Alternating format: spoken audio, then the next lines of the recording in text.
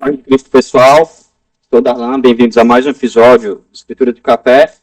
Hoje estamos com o servo de Deus que trabalha na área da segurança pública, vai se apresentar ainda, e vai tentar trazer uma luz sobre essa questão da espada da lei, se dá para conciliar com os ensinamentos do Evangelho. Também de as pais, do Claudemir, está aqui com o Alisson, né? 18 anos aí na Polícia Militar do Ceará, de segundo sargento, e cristão desde criança. Alisson se apresenta para o nosso público, né? Para conhecer um pouco. Depois a gente vai se aprofundar no tema, para tentar entender como o que um cristão lidar, né, no dia a dia como um trabalhador da segurança pública, como policial militar. Vamos falar de algumas situações, e, representando a sua fé, no que ele acredita também, e da sua profissão. Amém. Pai do Senhor a todos. Como ele já me apresentou, meu nome é Alisson, eu sou segundo sargento, sou policial militar já há 18 anos e 6 meses, sou cristão, fui criado dentro de um lar cristão e em igreja, né, Assembleia de Deus, desde sempre, né? Quando nasci, minha mãe já era cristã, evangélica, e já sou acostumado com o ambiente cristão desde a infância. Eu entrei na corporação com 25 anos de idade. Até então, eu tive outros empregos, né? Fui operador de caixa, fui serviços gerais, foi meu primeiro emprego. Fui vendedor em uma livraria evangélica. E até que um dia Deus me abençoou com a oportunidade de passar em um concurso público. De lá para cá a gente está nessa luta, nesse desafio. Também atualmente sou presbítero na Assembleia de Deus. Também congreguei por 7 anos na Igreja Presbiteriana Renovada do Brasil. E agora há poucos meses retornei para o Ministério da Assembleia de Deus. Interessante. Só para ficar aqui, que a gente estava conversando anteriormente, né? E acho que a gente pode fazer esse comentário. O Alisson comentou que, mesmo na Assembleia de Deus, ele é um dos poucos calvinistas que congregam na Assembleia de Deus. Eu acho que a gente pode até entrar no tema com aquela frase que eu falei sobre Calvino, né? Calvino diz nas Institutas que a autoridade civil é ministra de Deus para punir o mal. Então, como é que você enxerga, né, esse trabalho que você foi abençoado como policial militar? Se você entende que isso faz parte desse chamado. Eu penso um pouco diferente da maioria dos cristãos concernente a esse assunto. Eu penso que o chamado ele pode ser exercido em qualquer lugar onde o cristão esteja. Né? O eleito ele tem por obrigação ser salvo e luz no mundo onde quer que ele atue. Né? No caso da segurança pública, mais especificamente na Polícia Militar, isso não é uma exceção. Ele vai ter que ser salvo e vai ter que ser luz lá, né? E, principalmente pelo fato de estar em uma instituição que tem por obrigação o exercício das leis e praticar a justiça. Isso vai ter que se tornar muito evidente na vida dele, desse meio aí. Então, temos exemplos de militares na palavra de Deus, como o centurião de Mateus 8, quem o Senhor falou, não encontrei ninguém em Israel com tamanha fé. Temos Cornélio em Atos 10, né, um centurião temente a Deus. O que esses exemplos, né, se inspiram ou representam por irmão? Eles ajudam a silenciar alguma voz interna ou externa que diz que um cristão não poderia exercer esse tipo de profissão? Não, até porque no caso de alguns deles, eles tiveram um encontro com a fé, com Jesus Cristo, posteriormente. Diferente do meu caso, de muitos, e antes mesmo de ingressarem na vida militar ou qualquer outro concurso direcionado à segurança pública, né, eles já eram cristãos, por assim dizer, né? Na história do cristianismo, principalmente na parte católica, você tem a figura de São Jorge, Santo Expedito, né, que teriam sofrido martírio por questões de fé, justamente por ser militar, né, e a sua fé não ter sido bem recebida após a sua conversão, né, sendo mortos até mesmo por aqueles que eles concordavam, segundo a tradição. Então, eu não vejo certos exemplos como algo a ser comparado, né, justamente pelo contexto. Apesar de ser também militares, mas era o contexto do Império Romano e houve uma conversão posterior. Interessante. Não, não, eu acho que ele está um pouco distante, né?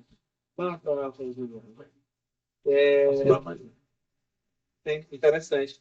Mas não deixa, né? A sua profissão não deixa de arremeter à justiça, né? A gente pensa a questão de manter ali as pessoas no caminho certo, né? A justiça, algumas pessoas acham que é só fazer algo que vá travar você de alguma maneira, privar de alguma coisa, mas não. Às vezes a justiça é só manter as pessoas no caminho correto. Eu queria trazer também uma passagem da Confissão de Fé de Westminster, que diz assim: Deus, o Senhor Supremo, de todo mundo, para a sua glória e para o bem público, constitui sobre o povo magistrados civis que lhes são sujeitos. E a este fim os armou com o poder da espada para a defesa e incentivo dos bons e castigo dos malfeitores. Então ele cita Romanos 13, 1 a 4, e 1 Pedro 2, 13 e 14.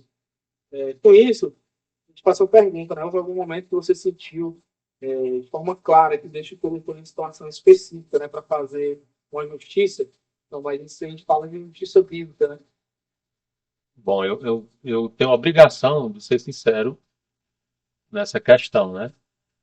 É porque quando você trouxe aqui um tema muito interessante concernente a esse assunto, que é a justiça, que é justamente o tema, vamos puxar aqui lá para o século V antes de Cristo ainda, né? Bem mais distante do nosso tempo, que é no caso de Sócrates.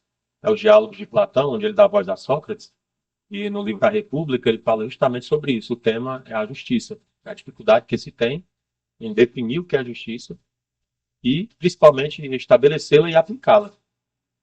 Então, no caso do conceito socrático ou platônico, é como queira, você, a justiça seria dar a cada um o que se deve, trazendo uma situação de paz e equilíbrio à, à comunidade, à sociedade ou à república, né, como ele usa, é o termo que é usado por Platão naquela obra clássica. Né?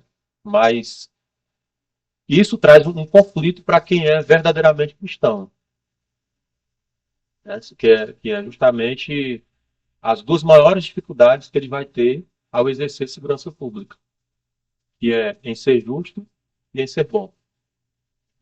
Ele vai ter que lidar com essa dicotomia entre ser justo e bom, que deveriam andar sempre de mãos dadas.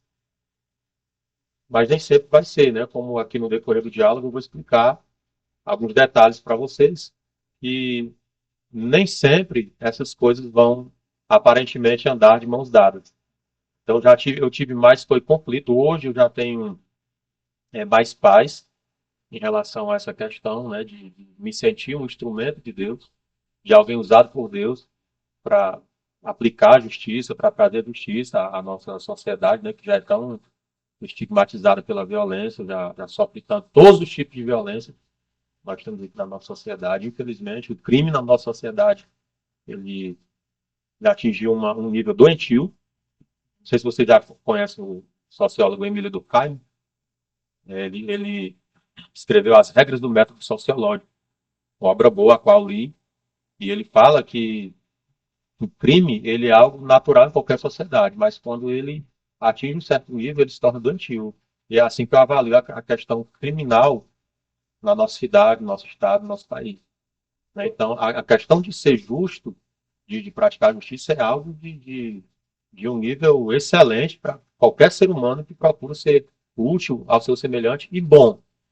Mas que nessa caminhada, nesse processo em busca da justiça e da aplicação da lei, você vai ter problemas porque não é algo matemático. Não vai ser algo matemático. Lidar com pessoas, com leis e com sistemas e estruturas diariamente não é como lidar com a forma matemática. Não, eu lembro que a gente teve uma conversa, primeiro vídeo desse ano, a gente falou sobre guerras e memórias de guerra, né? E a gente falou para várias guerras de guerra. Você citou para a questão da guerra civil, né? Entre o Brasil bem organizado, era muito mais destacado, né, em relação a outras nações.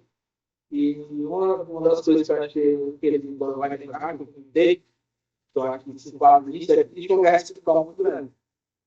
Mesmo que a corporação não seja composta por todo mundo cristão, a gente entende que é o lado do bem e a gente tem um lado mal que é com crime e hoje crime organizado, né? E dos comentários que eu fiz por Darlan, aí eu acho que você pode falar sobre isso, é que se a gente for notar Lucas, né, em Lucas como cita, quando Jesus está chegando nas regiões, os demônios são territoriais, né? O que está fazendo aqui, aquela região, não sei o quê. Hoje a gente vê o crime organizado fazendo a mesma coisa, né? Tomando regiões, querem espaço, querem crescimento ali e tal. Então, assim, claro, o que é que tu acha desse pensamento? Acho que a gente está correto nessa visão ou não é bem assim? Bom, é interessante porque quando vocês me propuseram, né, esse tema, essa temática, eu meditei um pouco, refleti um pouco e me veio à mente Efésios capítulo 6, versículo 13. Quando Paulo diz que nós devemos tomar posse de toda a armadura de Deus. Né? A vez, para que depois disso, depois de haver ter tudo, ficar firme. Então, e sobre essa parte eu vou comentar depois. Mas eu elaborei um conceito que é bem subjetivo, é pessoal. Né? Eu tenho um conceito da igreja como a mão direita de Deus e o Estado como a mão esquerda. Eu tenho uma concepção do povo de Deus como mão direita de Deus e o Estado sendo a esquerda. Né? A gente, por exemplo, quando estudou um filósofo que entendia a relação do Estado, entre o Estado e Deus de uma forma absolutista, né? Que, no caso do autor da obra Leviatã, Thomas Hobbes, ele entende que o Estado é estabelecido por Deus, como a própria Bíblia deixa isso muito claro. Então, não há como escapar dessa verdade, assim como outras nessa questão do estabelecimento de ordem social. Então, o Estado sendo estabelecido por Deus, eu entendo como a mão esquerda, porque a mão esquerda, que geralmente, apesar de eu ser canhoto, né, mas é a mão de menor habilidade da maioria das pessoas. E ela lida, você experimente realizar um lançamento, capinar qualquer trabalho manual, fazer uma projeção de um objeto com a mão que você não tem habilidade, e você vai ter dificuldade.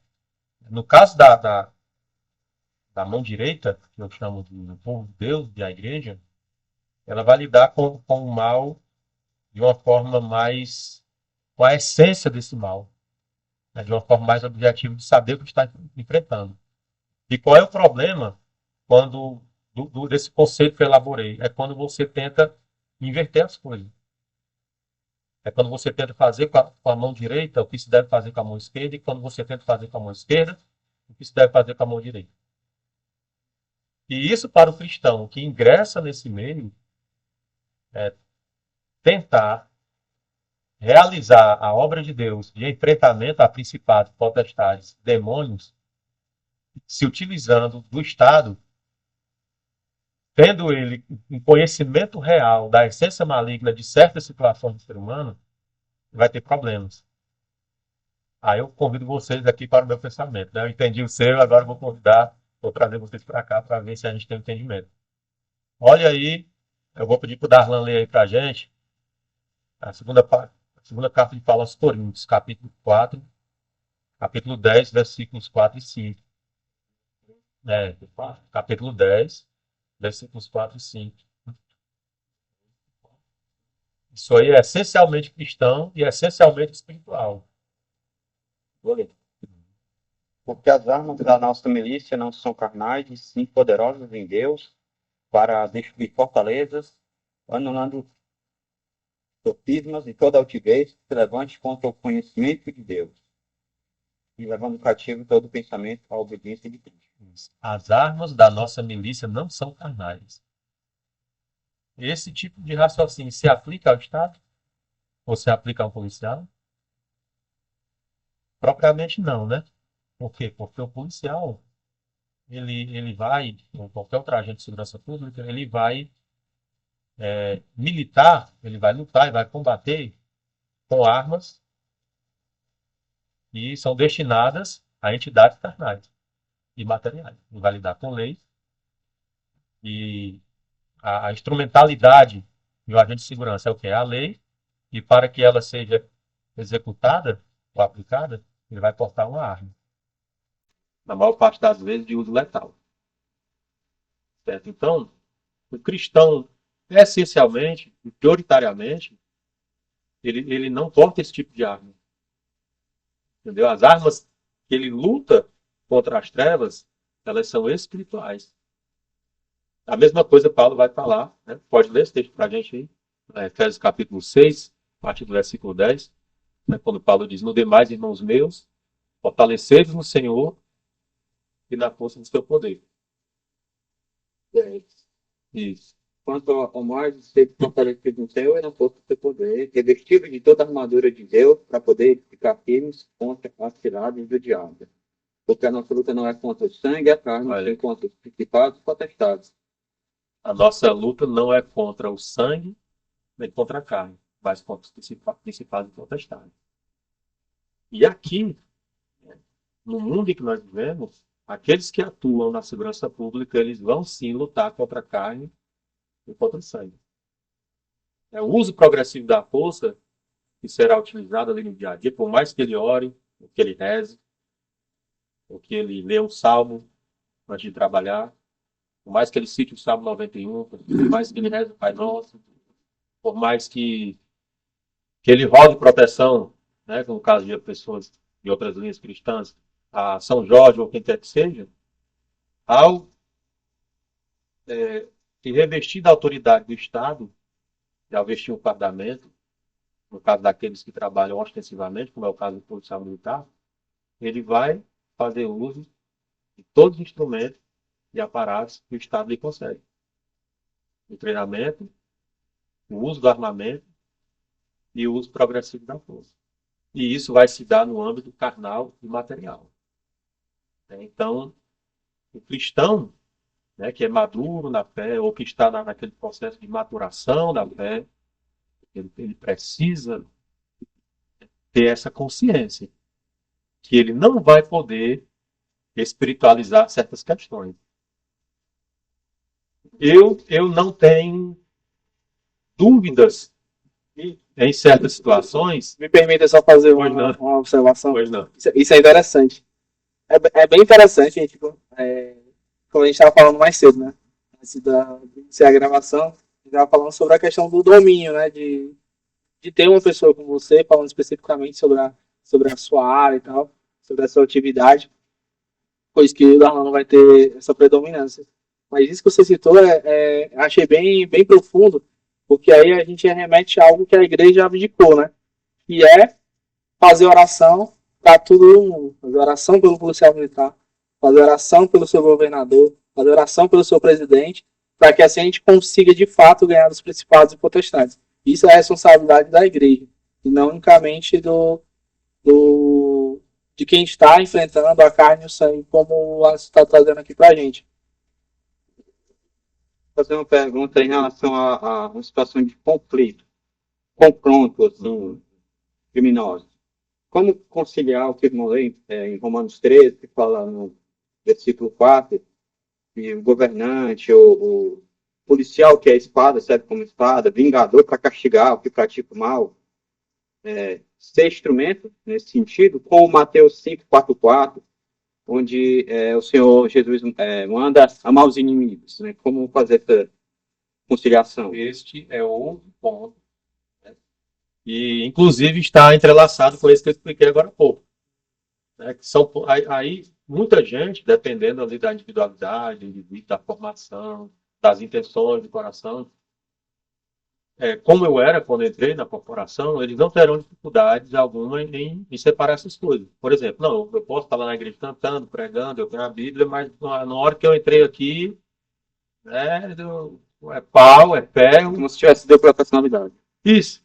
A pessoa consegue separar isso assim, de uma forma como eu tentei fazer anteriormente. Eu tinha uma concepção de que não tinha nenhum problema, né? Você ser um cristão autêntico e você exercer esse tipo de profissão.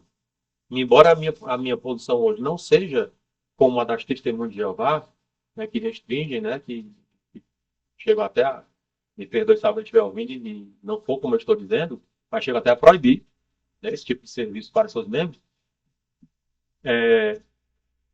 Eu via dessa forma, não tem problema não, está fazendo errado. Jogar para pronto, mata, pronto, acabou, foi, vai para a igreja.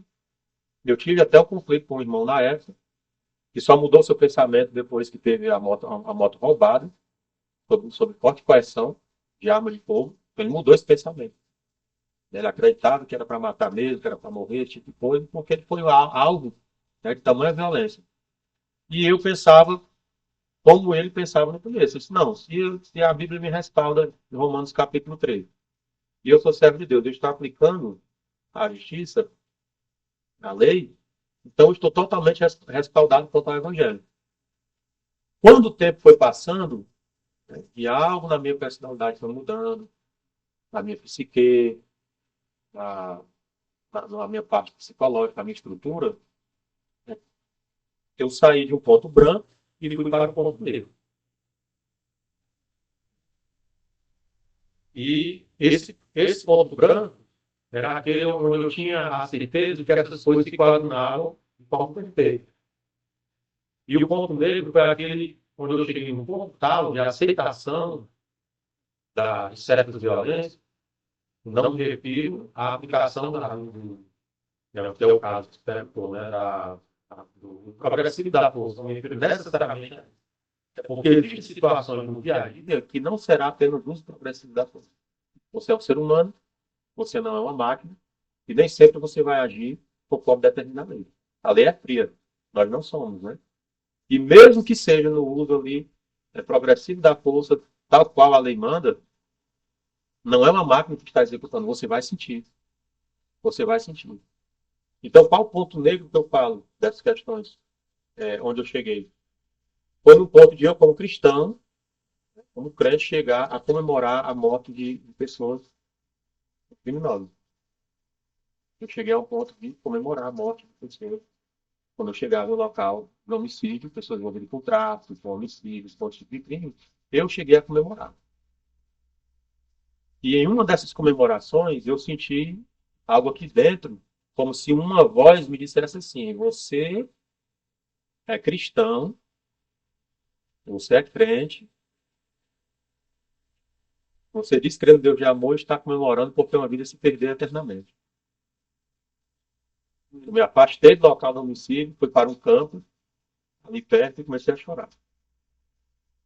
Foi aí onde eu tive a primeira sacudida, depois de 3, 4 anos, que eu já estava na corporação. Desse ponto, onde, isso para explicar essa questão do Mateus 5, né, que você me trouxe. Desse ponto, para eu retornar, foi uma via cruz. E um calvário também. De tal forma que eu não retornei totalmente ao meu ponto inicial, né? E hoje eu me considero em um ponto cinza, onde nem tudo é branco e preto. Que existem pontos que se entrelaçam e que são cinzas, e se você não conseguir discernir as situações, identificar o que pode e o que deve ser feito em cada uma dessas situações no seu cotidiano, você vai sofrer, você vai adoecer, você vai errar. Você vai errar. Essa questão do Mateus 5, por exemplo, é um. Quando eu refleti sobre essa questão do Evangelho, eu me lembrei de Deuteronômio capítulo 22, versículo 10, por exemplo. O que é que diz lá?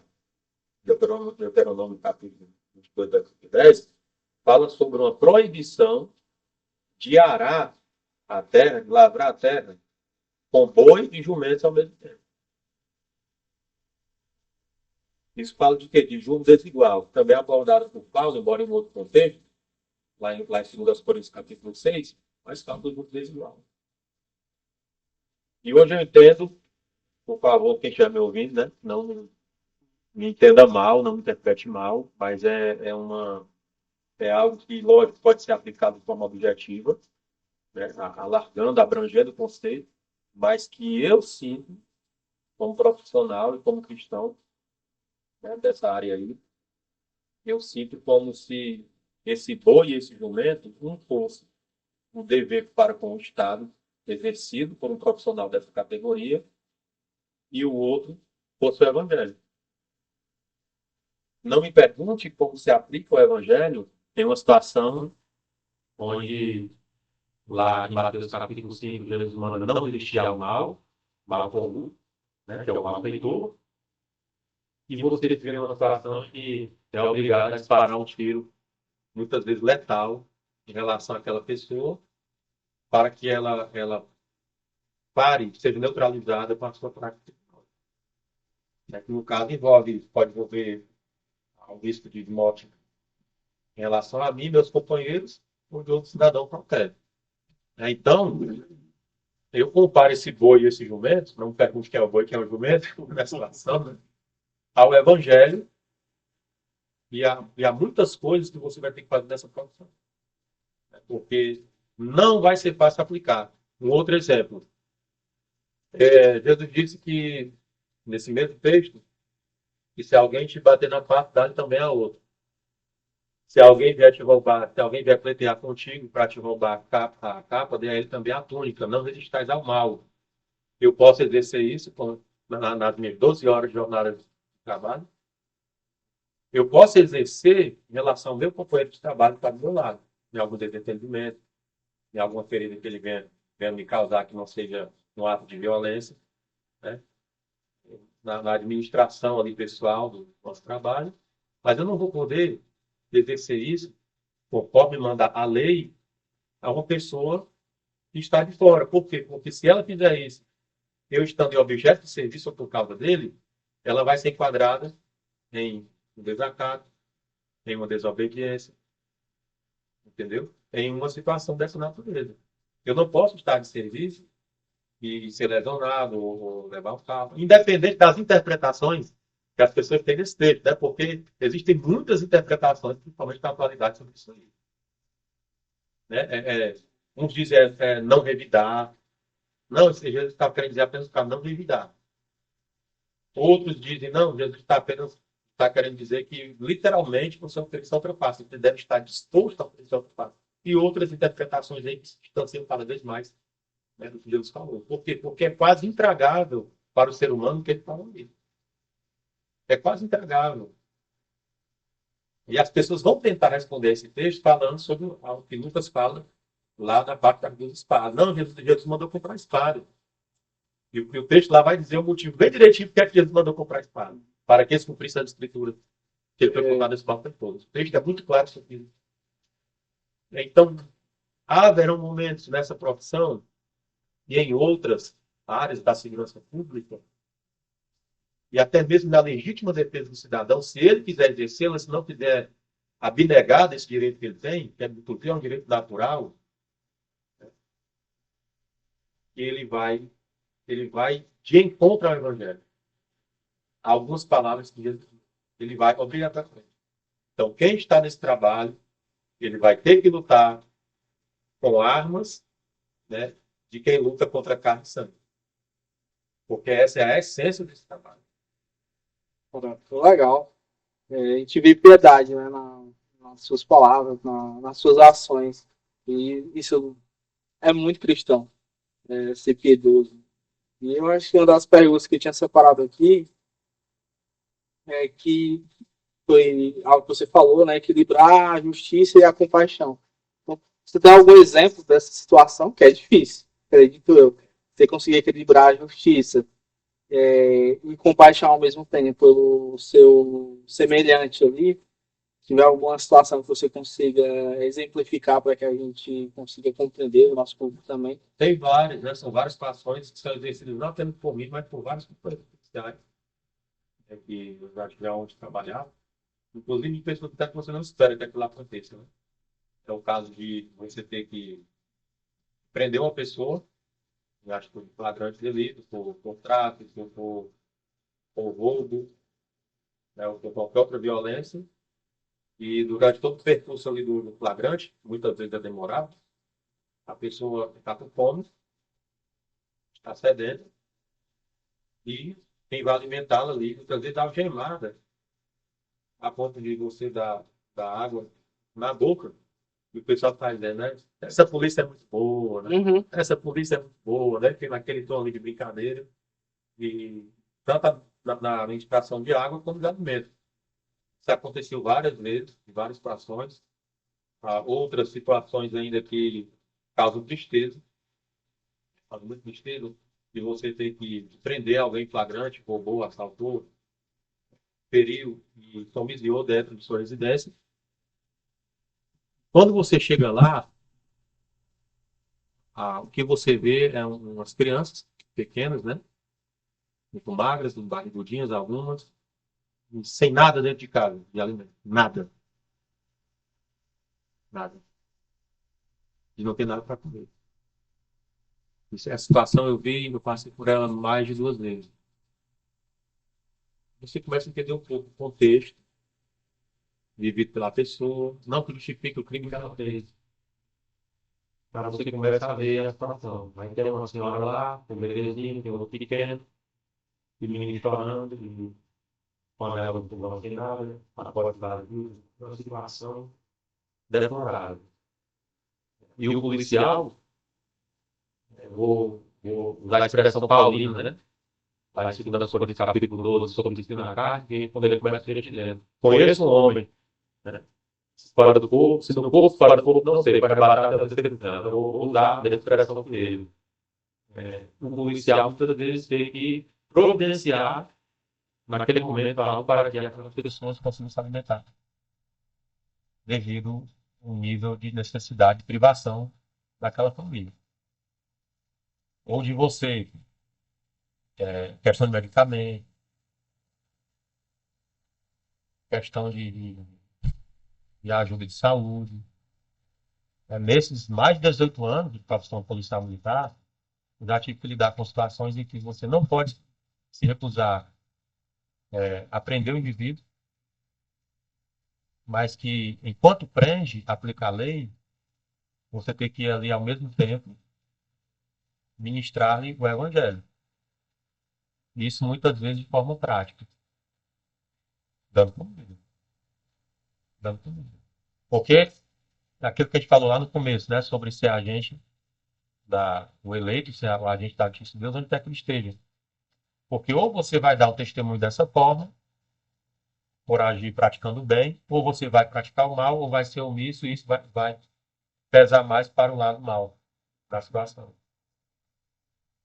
Uma coisa que eu passei quando era soldado moderno, me pesou bastante também, por experiências que eu fui acumulando no decorrer da vida e que ajudaram a formar o pensamento crítico que eu tenho sobre ser policial hoje.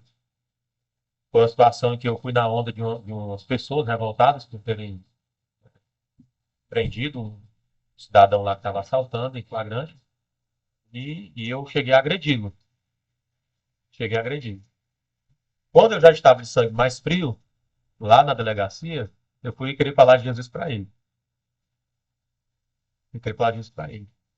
Ele olhou assim para mim, virou o rosto e disse: tu é crente e me bateu. Entendeu? Tu é crente e me bateu. Essa pessoa, eu tive o prazer de revê-lo muito tempo depois em uma audiência, com a fisionomia totalmente transformada. Totalmente transformada. Diferente. Ele havia se convertido de tal forma que eu não conseguia conciliar aquela pessoa com a que eu prendi há muitos anos atrás. Que às vezes as audiências demoram bastante. Você vai para mais de uma, né? Sobre o mesmo caso, sobre o mesmo crime. E como essa, tem várias outras. Do policial, prender a pessoa, e ele dar comida, e ele dar água, e ele ministrar o evangelho. Isso é mais recorrente do que a gente pensa. E são essas experiências que salvam o nosso cotidiano, porque é pesado. Pesado. Tem a outra também, né, que eu cheguei a mostrar para você. Essa foi inesperada, foi a do rapaz que tentou suicídio. Essa foi a única delas que foi para a mídia. Foi ali durante o período da pandemia, onde eu estava com a composição policial e passou o tenente Vincent. Uma pessoa que se identificou como um tenente. Até hoje eu não sei quem é essa pessoa. Mas só tem um rapaz se pendurando na árvore lá na outra rua. Melhor vocês virem lá. Pegamos a viatura, demos a volta em quarteirão. Nós chegamos lá, já tinha outras pessoas. Né, socorrendo ele. Ele já tinha sido retirado da árvore. Estava sentado no chão, chorando, desesperado. E estava com a Bíblia. A Bíblia não era minha. A Bíblia era dele. Eu também não tirei da corda. Outras pessoas tiraram. E ele demonstrava o interesse pela palavra de Deus. Então, eu me sentei, né, ali e comecei a explicar, a falar para ele Romanos capítulo 12, versículo 12. Alegrai-vos na esperança, sede paciente na tribulação, perseverai na oração. O primeiro texto que me veio à mente. Eu poderia ter lembrado de Mateus 11, 28. Vinde a mim, todos estáis cansados, né, e oprimidos eu vos aliviarei. Mas foi o texto que me veio à mente, porque eu queria falar sobre a esperança. E eu me sentei, né, para falar com ele. Quando, não sei se vocês vão ter como mostrar a foto aí. Alguém passou, tirou e colocou no Instagram. Então ali foi a única vez em que isso aconteceu, que de fato teve uma mídia voltada para isso, mas que foi sem intenção de que isso acontecesse. A intenção era ministrar ali a palavra para os rapazes. Posteriormente, eu vi algumas entrevistas relacionadas a esse fato, mas foi uma experiência bem inusitada, bem única, e que é exceção no nosso meio.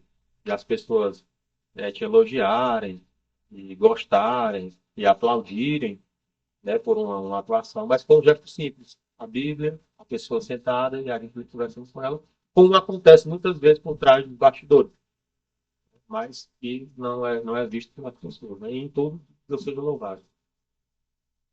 Amém. Foi a mais marcante de todas, porque pela repercussão que teve na época. Cara, bem interessante.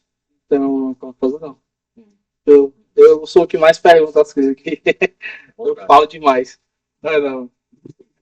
Não, em relação à conduta, assim, durante a profissão e tentações também. Em Lucas 3,14, alguns soldados perguntam a João Batista, né, o que deveriam fazer como fruto de arrependimento. E ele responde: não maltratem ninguém, nem acusem ninguém falsamente, contentem-se com o seu salário. Então, são diversas tentações que a gente vê que uma notícia que acolá, um agente, um policial, ou até outro agente da lei, né, cai numa questão dessa. Instrução que ele dá, qual delas o irmão acha mais assim, desafiadora, não abusar do poder, não mentir ou não se corromper? Tem algum conselho para dar quem está nesse caminho? A mais marcante aí, apesar que as pessoas podem pensar que se trata de contentar com o nosso todo, né? Porque contentar com todo, de onde vem a palavra soldado, né? Isso é absurdo. Poderia aparentar ser a parte mais difícil, mas não é. A parte mais difícil aí é aquela que é concernente a todo ser humano. Que a ninguém maltratei, né? A ninguém tratei mal. Essa é a parte mais que pesa mais para um cristão que atua na segurança pública. Por exemplo, a maioria dos policiais, a maioria esmagadora dos policiais que eu trabalhei, são pessoas honestas. Que trabalham não tem problema relacionado com eles. Alguns, infelizmente, que desviaram, né, por outros caminhos e pagaram ou estão pagando por isso mesmo, né? Nós temos controladoria, nós temos órgãos responsáveis, nem todos chegam, né? Nem todos os crimes, evidentemente, dessas pessoas chegam nos órgãos de controladoria. Só que a Gálatas 6,7 para todo ser humano, né? Não erreis, Deus não se deve escarnecer, porque tudo que homens semeais também tem parar. Essa lei da semeadura da colheita não chega. Assim, não vai chegar para muitos, se não de uma forma jurídica ou judicial, ou de uma forma institucional, ela veio de outra forma. Né? Pessoas policiais envolvidas com crime, envolvidas com ilícitos, e na prática, naquele ilícito, também tem sua vida ceifada, ou coisa do tipo, né? Algum outro prejuízo. Então, acontece. Mas a maioria dos policiais, nesse tipo que eu trabalho, eles são pessoas alinhadas, né, com essa questão. Né? Tem o seu salário, fazem o seu trabalho direitinho, e não praticam as irregularidades que a gente escuta falar, infelizmente, que acontece. Né? Mas essa questão de a ninguém tratar mal, por já ser algo bem essencial da natureza caída do ser humano, e está vinculado àquilo que nós falamos no começo, de ser bom e praticar a justiça, ela vai ser a mais incisiva. Por quê? Você vai ser desobedecido, você vai ser muitas vezes caluniado, você vai ser zombado. As pessoas fazem isso com policial fardado. Pessoas tão ousadas e fazem isso com policial fardado, né? Às vezes consegue tirar a pessoa do sério, cavar uma falta, né? Vamos dizer assim, né? Pênalti, né? Eles tentam, né? E acontece isso. E tem uma outra palavra que eu estava querendo falar aqui sobre essa questão que eu não recordo. Mas todos nós, é muito fácil você, em qualquer âmbito da sua vida, tratar mal alguém. Por caso, sua família, seu casamento, sua vizinhança.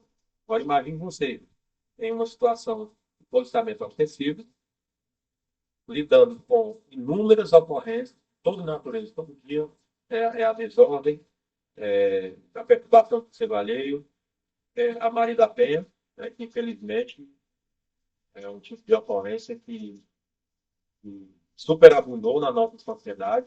Todo dia você vê aí nas mídias mulheres mortas, lesionadas, sequeladas, nessas situações. E todo dia tem isso. Todos os dias tem perturbação, ocorrência relacionada à perturbação do seu alheio e violência doméstica. Então você vai absorvendo aquilo ali. Você vai absorvendo aí. A questão de deixe seus problemas em casa ou não leve problemas do trabalho para casa, isso não existe, cara. Alguns vão lidar melhor com a situação, mas você não tem um ser quando você simplesmente chega em casa, aqui é trabalho, você tira daqui da sua mente, joga ali e vice-versa, não. Eles vão com você. Vai depender de uma habilidade muito refinada para você conseguir separar as situações. E é justamente aí que entra a questão do maltrato. Maus tratos não somente a pessoa que comete o crime, né, que vai te afrontar ali, vai te obedecer, que vai querer te agredir, muitas vezes vai querer te matar, mas também a vítima.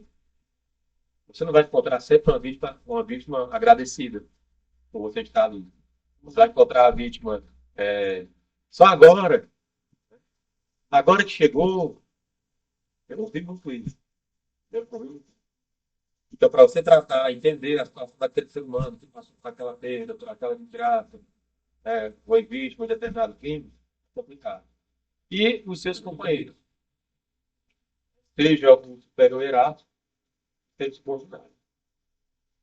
A questão do ego, você está em uma situação de subordinação, você tende a baixar mais a mão deles, né? Baixar a cabeça. Mas quando você está em uma situação de superioridade hierárquica, então a sua tendência é não aceitar muita coisa, e a tendência natural do ser humano é ser menos tolerante. Menos tolerante a situação como essa. Então, com erros, né, subordinados, e com ordens ou administração superiores que você não conseguiu captar bem naquele momento por qualquer que seja o motivo.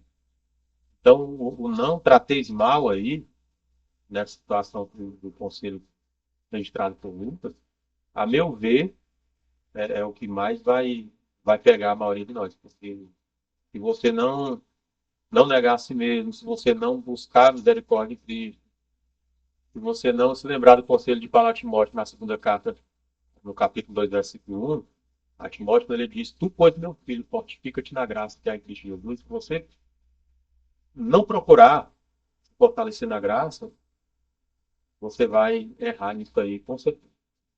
A gente viu aqui alguns exemplos, né, de crimes, né, que a gente não acaba, não podemos deixar de dizer que é pecado, né?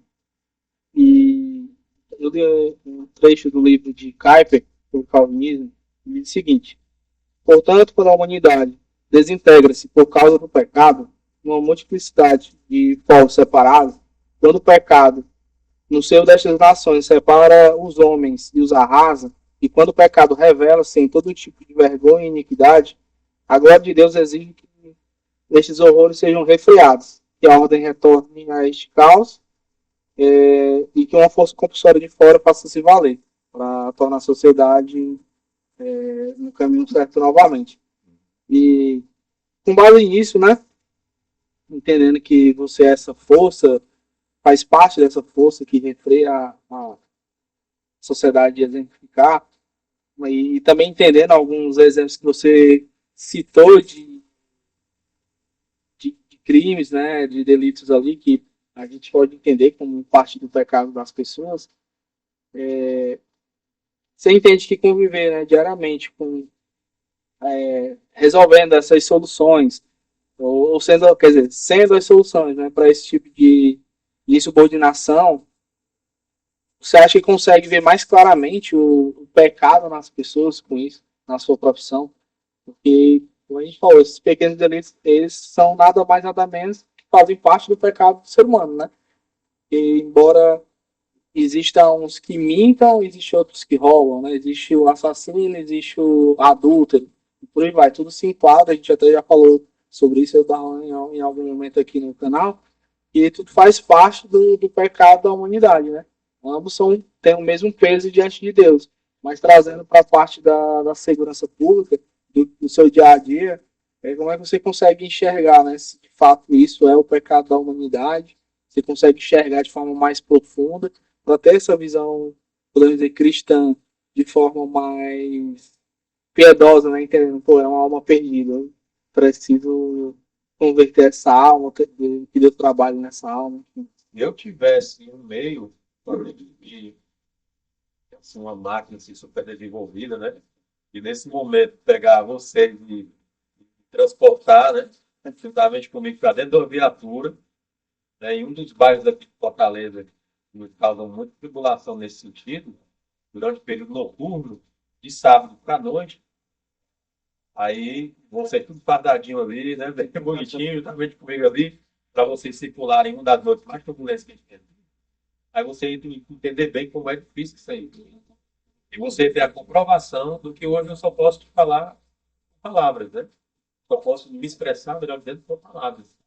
Não tenho como fazer o sentido de forma mais séria, porque, de fato, eu poderia dizer que é onde a turma faz a festa.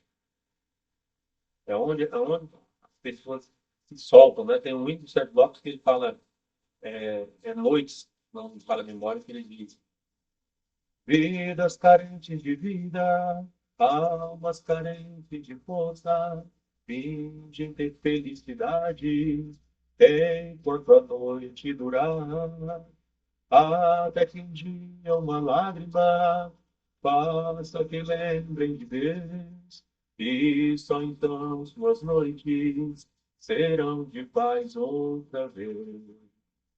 Então, você, nesse texto aí, é justamente no meio da criminalidade que, que mostra a questão latente do pecado.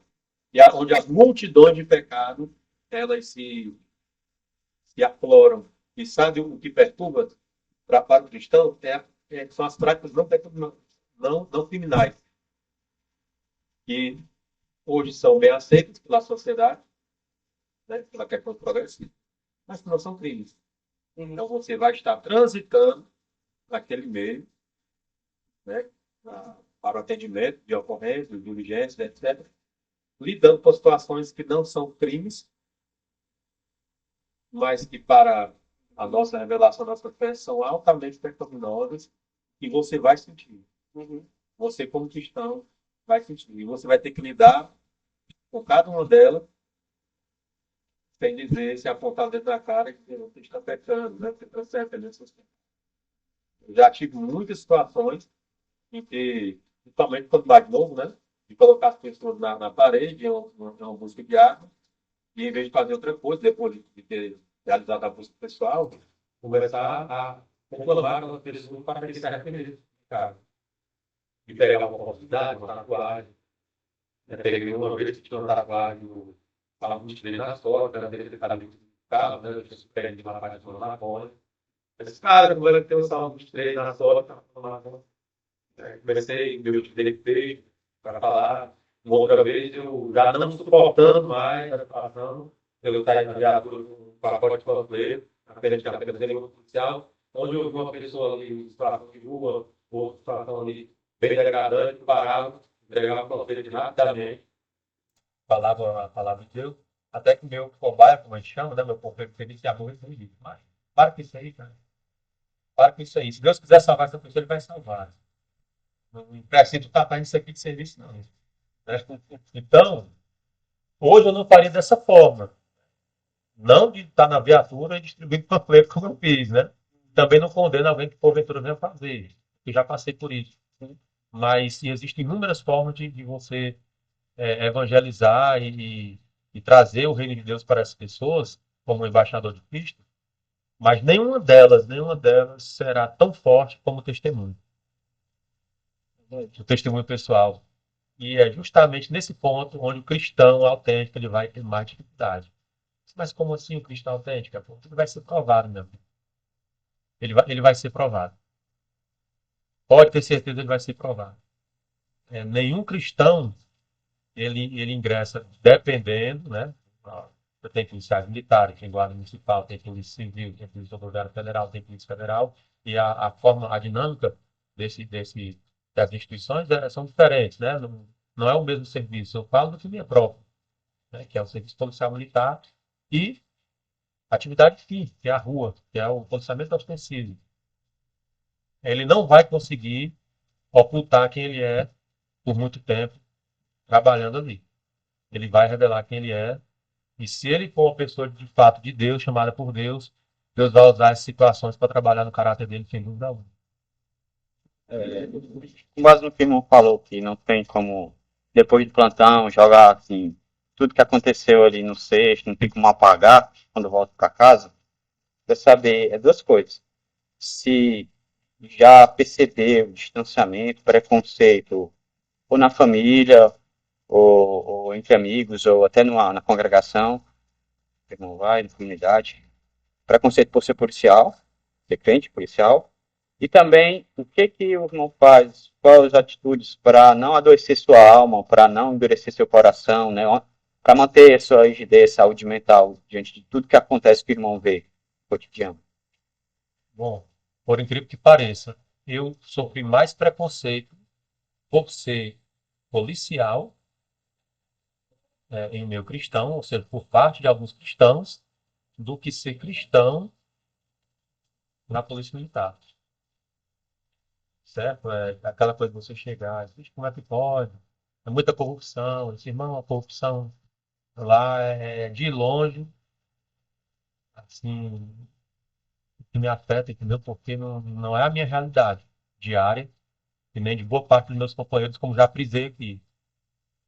Mas para quem está fora, muitos pensam assim, né? Porque se corromper. Não é esse tipo de corrupção, entendeu? Então, as pessoas pensam, né, tem essa visão dentro da igreja. Muitas têm, enquanto outros me colocam no pedestal, né, justamente por essa questão de justiça, de você não estar fazendo a obra de Deus ali, né, sem entender esses pontos simples que eu falei aqui, e do que eu sofri mais preconceito lá do que por ser cristão da corporação. Porque dentro da corporação, friso policial militar, e acredito também, penso eu, que nas outras instituições que compõem a segurança pública sejam também da mesma forma, é o local mais democrático que tem para esse tipo de coisa, por incrível que pareça.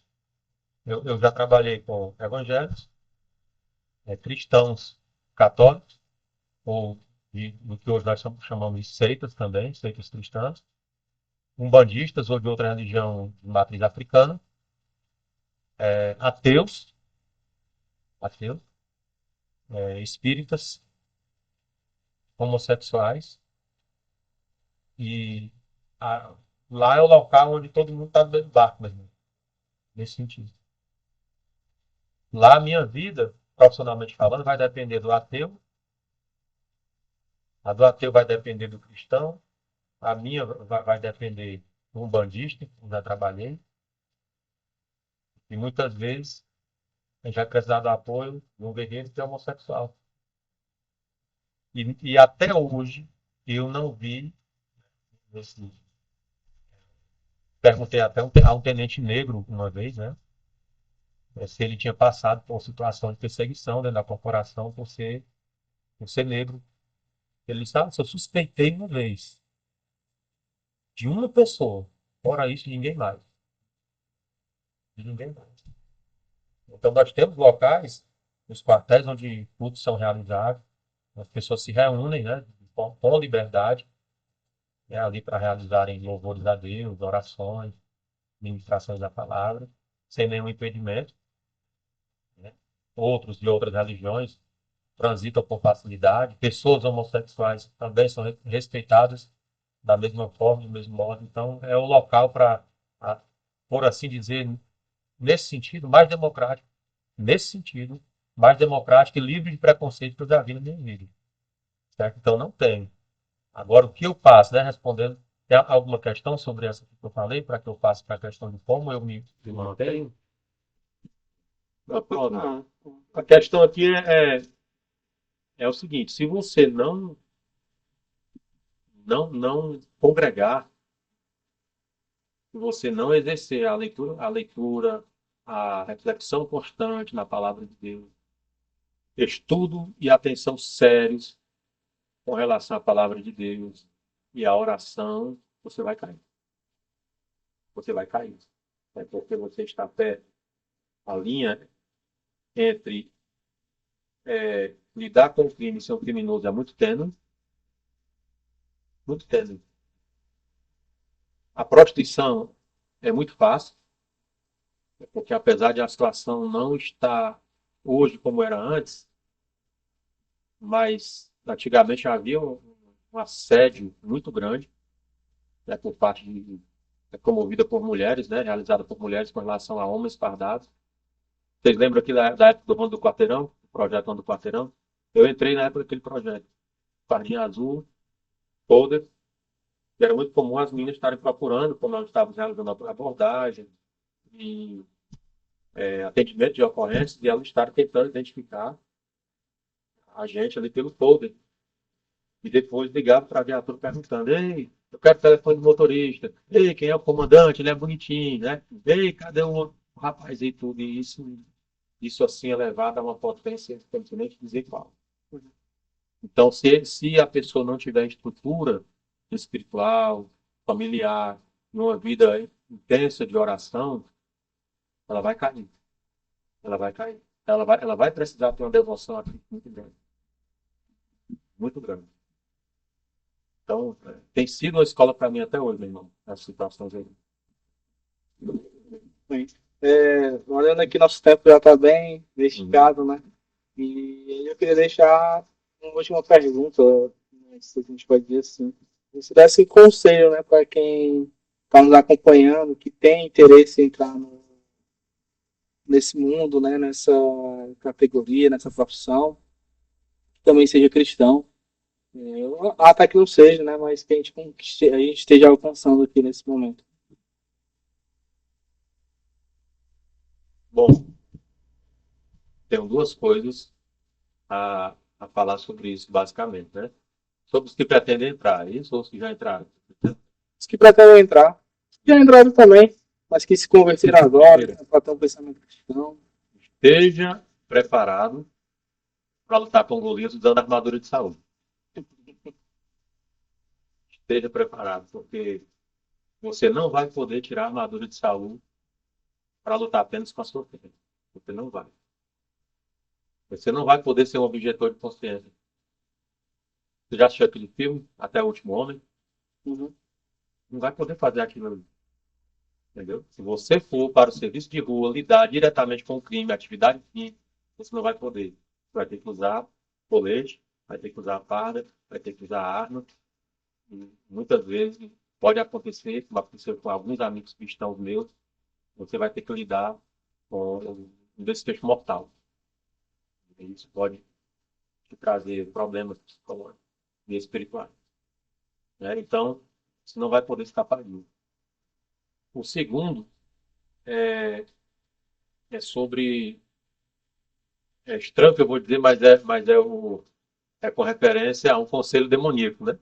Está registrado na obra de C.S. Lewis, né? Cartas de um Diabo a seu Aprendiz, onde naquela ficção, né, o escritor, né, conseguiu dar asas à sua imaginação e o conselho que o veterano, o demônio veterano, ele dá ao veterano recruta, né, vou usar essa palavra dentro do contexto, é que ele não se exasperasse ou não se desgastasse muito ou não tentasse derrubar um cristão com pecados mais graves, porque com pecados mais graves, situações mais graves, ele vai ele vai estar mais alerta, né? Um cristão experimentado, ou até mesmo um novo convertido que esteja naquele fulgor, naquele fervor do novo nascimento, ele vai estar esperto, ou pelo menos deveria estar, com pecados como roubo, adultério e homicídio, né? Então, são coisas muito claras que ele vai procurar se defender a todo custo contra esses pecados. É natural que assim seja. Então, o demônio veterano ele vai aconselhar ao seu aprendiz e consiga derrubar o cristão pelo cansaço, pelo esgotamento. Então, o conselho gira em torno disso. Você vai cansar. Você vai cansar. E é justamente quando você estiver cansado, estressado, fatigado, exausto, que as piores tentações da sua vida vão chegar. Serão, serão como doenças oportunistas. Depois de você já estar bem fragilizado, como acontece no caso do HIV, então elas chegam para derrubar. Eu aconselhei isso a um amigo, na época era tinha entrado como soldado, ele do conselho, eu aconselhei ele, hoje é tenente, não sei se eu lembro do conselho do VIH nessa época, ele chegasse de tiro na orelha, e eu falei para ele que no começo ele ia ter muita facilidade de ser cristão, mas lá na frente ele ia cansar. Um dia ele chegou para mim e disse: irmão, você se lembra que você me falou sobre o cansaço? Eu disse: depois ele começou a chegar. Porque são muitas noites acordadas, é aquele gotejamento, aquela aglomeração dura, tanto vai que é cura todos os dias, naquele mesmo ponto, você começa a ficar saturado. E aí, em meio a essa saturação, né, que a sua ruína pode chegar. Então, eu tenho para falar sobre isso, eu posso ainda ler um versículo, né, sobre essa questão. Encontra aqui em Isaías, capítulo 40. Um texto que eu deixo não somente para aqueles que pretendem entrar, né, fazer parte dessas instituições abençoadas por Deus para manter a ordem na terra, enquanto Isaías capítulo 40, versículo 28 até o 31. Diz assim: não sabes, não ouviste, que o eterno Deus, o Senhor, o Criador dos fins da terra, nem se cansa, nem se fadiga? É insondável o seu entendimento. Dá força ao cansado e multiplica as forças ao que não tem nenhum vigor. Os jovens se cansarão e se fatigarão, e os jovens certamente cairão. Mas os que esperam no Senhor renovarão as forças, subirão com asas como águias, correrão e não se cansarão, caminharão e não se fatigarão. Quando chegar esse período, esse dia, que nos lembremos que a graça de Deus nos fortalece, é Ele quem nos sustenta dia após dia, independentemente da situação em que estejamos vivenciando, a sua palavra permanece fiel para nos sustentar até o fim. Bom, é interessante bastante tudo que a gente viu e aprendeu, o testemunho do irmão, sua profissão. Queria deixar aqui também para todo jovem cristão que tem, se vê algum dilema, não só na área da segurança pública, mas ou medicina, ou no direito, e se ele é crente, né, a base para tomar decisões, a base de ética e moral tem que ser sua fé, o evangelho. Então isso tem que nortear cada dia a dia as decisões que ele vai tomar. Então, que ele possa buscar apoio também nas pessoas mais experientes na sua igreja e crescer levando o evangelho. A gente viu que o irmão não só serve e protege, que é o seu papel ali na polícia, mas também dá um testemunho e evangeliza no seu dia a dia. Não só pessoas criminosos, pessoas com quem ele lida, mas também até no seu ambiente de trabalho. Isso que a gente possa tomar também como exemplo para a nossa vida. Obrigado. Exatamente, Alisson, obrigado. Foi um prazer te rever, né? Ter você aqui com a gente. Espero que a gente, em outra oportunidade, consiga tê-lo aqui novamente. Você que acompanhou até aqui, tiver